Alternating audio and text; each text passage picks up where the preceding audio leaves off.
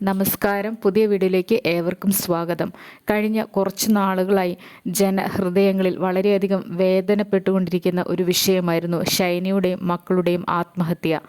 അതിൻ്റെ പേരിൽ പ്രസിദ്ധമായ ഒരു സ്ഥലമായിരുന്നു തൊടുപുഴയിലെ ചുങ്കം ഇടവകയിൽ ഷൈനിയെയും മക്കളെയും ശവസംസ്കാര ചടങ്ങിനായി എത്തിയ ആളുകളുടെ കണ്ണീരും ആ സ്ഥലവുമൊക്കെ അങ്ങനെ പ്രസിദ്ധമായിക്കൊണ്ടിരുന്നു. ഇതാ ഷൈനിയുടെയും മക്കളുടെയും കണ്ണുനീർ വീണ ഇടവകയിൽ നിന്ന് അടുത്തൊരു കൊലപാതകം കൂടിയാണ് ഉയർന്നു വന്നിരിക്കുന്നത്. ബിജു ജോസഫ് ആണ് മരണപ്പെട്ടിരിക്കുന്നത്.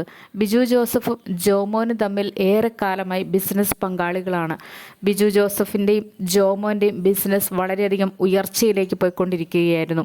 അതിനിടയിലാണ് ഇവർ തമ്മിൽ ബിസിനസ്സിൽ നിന്നും വേർപിരിയാം എന്നുള്ളൊരു തീരുമാനത്തിലേക്ക് എത്തിയത്. അങ്ങനെ ഷെയർ കൊടുത്ത് വേർപിരിയാൻ തീരുമാനമായി വേർപിരിയുകയും ചെയ്തു. പക്ഷേ ഷെയർ കിട്ടിയതിൽ കുറച്ച് അസ്വാരസ്യങ്ങളൊക്കെ ഉടലെടുത്തിരുന്നു. സാമ്പത്തിക തർക്കങ്ങൾക്കൊടുവിലാണ് ബിജു ജോസഫിനെ ജോമോൻ കൊല്ലുന്നതിനായുള്ള പദ്ധതികൾ ആസൂത്രണം ചെയ്തുകൊണ്ടിരുന്നത്.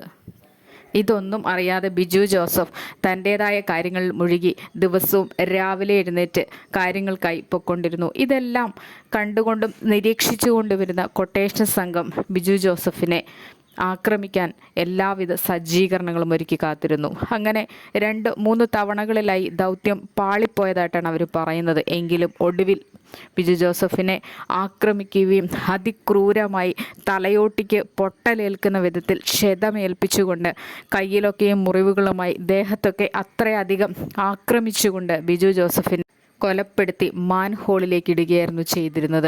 ബിജു ജോസഫിനെ കാണുവാനില്ലെന്നുള്ള പരാതി 2-3 ദിവസങ്ങളായി പോലീസിന് ലഭിച്ചിരുന്നു. അതിൻ്റെ അന്വേഷണങ്ങൾ വളരെ തകൃതിയായി നടന്നുകൊണ്ടിരുന്നു.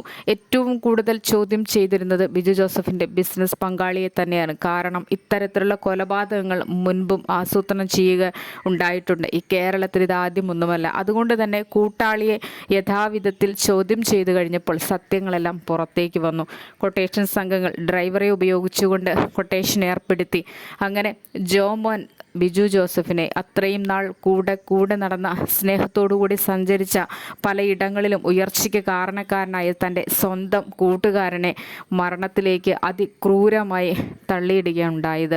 ശരിക്കും ഷൈനിയുടെയും മക്കളുടെയും ഒക്കെ കണ്ണുനീർ ആ ചുങ്കം ഇടവകയിലുണ്ടെന്ന് തന്നെ പറയാം. കാരണം പല വിധത്തിലുള്ള പ്രയാസങ്ങളും പ്രശ്നങ്ങളും ഉടലെടുത്തുകൊണ്ടിരിക്കുകയാണ്. ബിജു ജോസഫ് ചുങ്കം ഇടവകക്കാരനായതുകൊണ്ട് തന്നെ ബിജു ജോസഫിൻ്റെ മരണം അത്രമേൽ ഷൈനിയുടെയും മക്കളുടെയും മരണം ഏൽപ്പിച്ച ആഘാതത്തിൽ നിന്ന് ആ സഭക്കാർ ഉയരുന്നതിന് മുൻപേ തന്നെ അടുത്ത മരണം കൂടി അതിദാരുണമായ രീതിയിൽ ബിജു ജോസഫിൻ്റെ ഭവനം അത്രമേൽ ബുദ്ധിമുട്ടിലായിരിക്കുകയാണ്, വേദനയിലായിരിക്കുകയാണ്. കാരണം കൂടത്തിൽ കൂടി നടന്ന് ഇത്രമേൽ ഒരു ചതി ഉണ്ടാകുമെന്ന് ഒരിക്കലും ഭാര്യയും മക്കളും ഒന്നും കരുതിയിട്ടുണ്ടാവില്ല. ഓരോരോ നേട്ടങ്ങൾ ഉണ്ടായി വരുമ്പോൾ കൂടെ നിൽക്കുന്ന കൂട്ടുകാരനെ കൊലപ്പെടുത്തുക എന്നുള്ളത് ചില കൊലയാളികളുടെ അത്രമേൽ ഉള്ളിൽ ക്രൂരതയുള്ള ചില മനുഷ്യരുടെ ലക്ഷ്യങ്ങളാണ്. കാരണം എല്ലാം സ്വന്തമാക്കുക എന്നുള്ള ഉദ്ദേശം ഒരിക്കലും ഒരു വ്യക്തിയെയും വിശ്വസിക്കരുതെന്നുള്ളത് ഒരു തെളിവായി വന്നുകൊണ്ടിരിക്കുകയാണ്. ഇന്നത്തെ കാലത്ത് സാമ്പത്തികത്തിനാണ് പ്രാധാന്യം കൊടുക്കുന്നത്. കാരണം മനുഷ്യൻ്റെ മനസാക്ഷിക്കോ ഒന്നും ബന്ധങ്ങൾക്കോ ഒന്നും ഒരു വില കൊടുക്കാത്തൊരു കാലത്താണ് നമ്മൾ പൊയ്ക്കൊണ്ടിരിക്കുന്നത്. ഓരോ ബിസിനസ് പങ്കാളിത്തങ്ങളിൽ ഏർപ്പെടുമ്പോൾ അത്രമേൽ ശ്രദ്ധിക്കുക.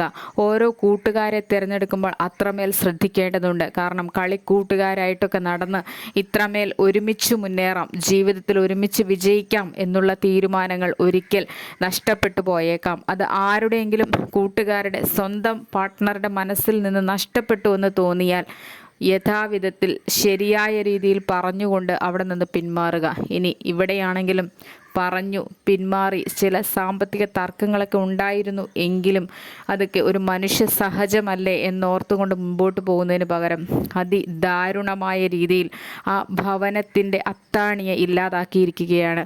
ബിജു ജോസഫായിരുന്നു ആ ഭവനത്തിൻ്റെ അത്താണി. ബിസിനസ് ചെയ്ത് തൻ്റെ കുടുംബത്തെ വളരെയധികം ശ്രദ്ധയോടുകൂടി പോറ്റിക്കൊണ്ടു വന്നിരുന്ന ഒരു കുടുംബം.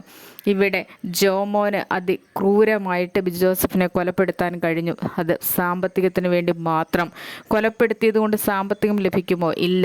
ഒരു നിമിഷ നേരത്തെ ചിന്ത അല്ലെങ്കിൽ ഉള്ളിൽ ഉണ്ടായിക്കൊണ്ടിരുന്ന വൈരാഗ്യം, ഇതൊക്കെയാണ് ഇദ്ദേഹത്തിനെ കൊലപ്പെടുത്തുന്നതിന് ജോമോന് വഴിത്തിരിവായത്. കൂട്ടത്തിൽ ഇത്തരം ക്രൂരകൃത്യങ്ങൾക്ക് കൂട്ടുനിൽക്കാൻ കുറച്ച് കൂട്ടാളികളും കൂടെ ഉണ്ടെങ്കിൽ പറയുകയും വേണ്ട. ഇത്തരത്തിൽ മനുഷ്യരുടെയൊക്കെ രീതികൾ അതപ്പതിച്ചു കൊണ്ടിരിക്കുന്ന ഒരു ലോകത്താണ് നമ്മൾ ജീവിക്കുന്നത്. സ്വന്തം കൂട്ടുകാരെ വിശ്വസിക്കാൻ വയ്യ, സ്വന്തം വീട്ടുകാരെ വിശ്വസിക്കാൻ വയ്യ, കൂട്ടത്തിൽ കൂടി നിന്നിട്ട് ഉടനെ തന്നെ പുറങ്കാൽ കൊണ്ട് തൊഴിക്കുന്ന അവസ്ഥ, അല്ലെങ്കിൽ പുറകിൽ നിന്ന് കുത്തുന്ന അവസ്ഥ, ഇതൊക്കെ ലോകത്തിൻ്റെ പോക്ക് എങ്ങോട്ടാണെന്ന് ചോദ്യം ചെയ്യപ്പെടേണ്ടിയിരിക്കുന്നു. മനുഷ്യൻ്റെ മനസ്സാക്ഷിക്ക് മരവിപ്പിക്കുന്ന തരത്തിൽ ഈ കൊലപാതകം ജനങ്ങൾ കണ്ടുകൊണ്ടിരിക്കുന്നു. ഓരോ ദിവസവും പലതരത്തിലുള്ള കൊലപാതകങ്ങളും ആത്മഹത്യകളുമാണ് മനുഷ്യൻ്റെ മനസ്സാക്ഷിക്ക് വേദന ഉളവാക്കുന്നത്. ഓരോ മനുഷ്യനും എന്തൊക്കെയാണ് ചെയ്യേണ്ടത്, എന്തൊക്കെയാണ് പ്രവർത്തിക്കേണ്ടതെന്ന് അറിയത്തില്ലാത്തൊരു ലോകത്താണെന്ന് മനുഷ്യർ ജീവിച്ചു കൊണ്ടിരിക്കുന്നത്. സ്വന്തം സഹോദരനെ പോലെ കണ്ട് കൂട്ടത്തിൽ കൊണ്ടു നടന്നിരുന്ന ഒരു രണ്ട് വ്യക്തികളായിരുന്നു ജോമോനും ബിജു ജോസഫും എന്ന് വേണം നമുക്ക് ചിന്തിക്കാൻ. കാരണം വർഷങ്ങൾ ഇത്രയായി, ബിസിനസ്സുകൾ ഉയർന്നുകൊണ്ടിരിക്കുന്നു. ബിസിനസ്സിൽ നിന്ന് കിട്ടുന്ന ലാഭം കൊണ്ട് ജീവിക്കാം എന്നുള്ളതിന് പകരം തൻ്റെ കൂട്ടുകാരനെ ഇല്ലാതാക്കിയിട്ട് തനിക്ക് തന്നെയെല്ലാം സ്വന്തമാക്കണമെന്നുള്ളൊരാഗ്രഹം, ഇതൊക്കെ ഇത്രമേൽ നികൃഷ്ടമായിട്ടുള്ള ഒരു ചിന്തകളാണെന്ന് ഓർത്തു വെക്കേണ്ടതാണ്. കേൾക്കുന്ന മനുഷ്യർ, നമ്മൾ ഓരോരുത്തരും മനസ്സിൻ്റെ ഉള്ളിൽ നിന്നുകൊണ്ട് വേദനപ്പെടുകയാണ്. കാരണം ഒരു കുടുംബം അനാഥമായിരിക്കുന്നു. കുടുംബത്തിലെ മക്കൾ, ഭാര്യ, അപ്പൻ, അമ്മ ഇവരൊക്കെ ഇനി എത്ര നാൾ വേദനയോടെ ഓർത്തിരിക്കണം. ഓരോരോ കുറ്റകൃത്യങ്ങൾ ചെയ്യുമ്പോഴും അത് ചെയ്യുന്നവർ പിടിക്കപ്പെടും എന്നുള്ള ചിന്ത വേണം. ഇന്ന് ഈ ലോകത്ത് സംഭവിച്ചു കൊണ്ടിരിക്കുന്നത് എന്തൊക്കെ നികൃഷ്ടമായ കാര്യങ്ങളാണ്.